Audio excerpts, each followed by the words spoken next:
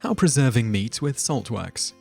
While today, salting meat as a method of preservation is generally only commonly used in such things as salted pork and the like, salt has been used as the primary method of preserving meats and various other foods for as far back as history records.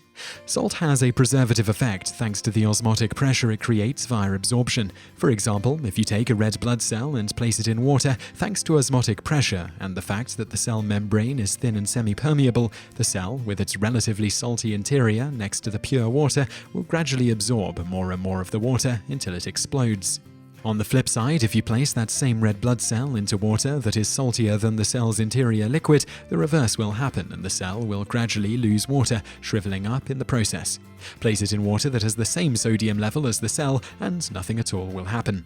This same effect will happen with most mold and microbes. So if you use the salt for its absorption effect to increase the osmotic pressure, these things that may spoil the meat will have trouble surviving and reproducing as their moisture is sucked from them.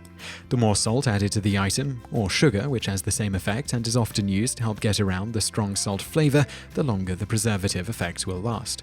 You can also observe this absorption effect simply by taking some cotton candy and placing it in a humid environment. With just 33% relative humidity, cotton candy left out in the air will completely collapse and crystallize in just 3 days as it absorbs the moisture in the air.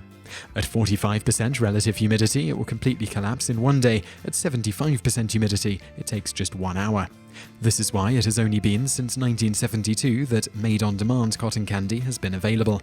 1972 was when the first fully automated cotton candy machine was invented that could make the fluffy treat and quickly package it in watertight containers. If you're wondering how to salt meat for preservation, the process is fairly simple and straightforward, though there are a variety of variations on the basic method used to improve flavor. In general, you simply rinse the fresh meat in cold or lukewarm water, then pour a thin layer of salt, generally kosher salt, all over the meat and rub it in.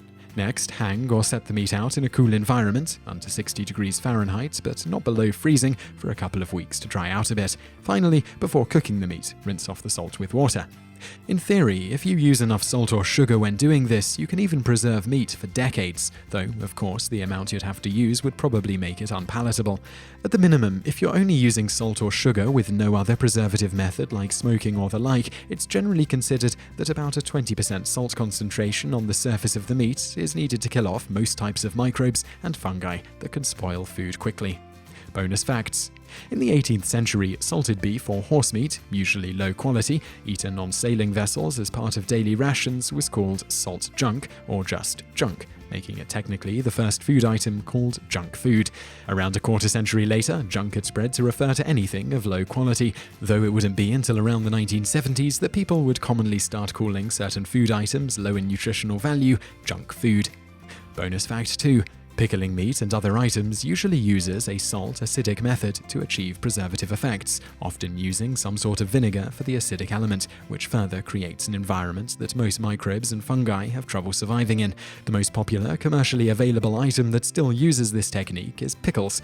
This is usually done by first soaking cucumbers in a saltwater brine, generally about 10% salt, for a few days, then rinsing the cucumbers off with purified water, next placing the cucumbers in vinegar and sealing them in airtight jars. So I really hope you liked that video, and if you did like it, click like below and leave us a comment to let us know what you think. And also check out a couple of our other videos, which are linked to on the screen now, and don't forget to subscribe for brand new videos every day. Thanks for watching.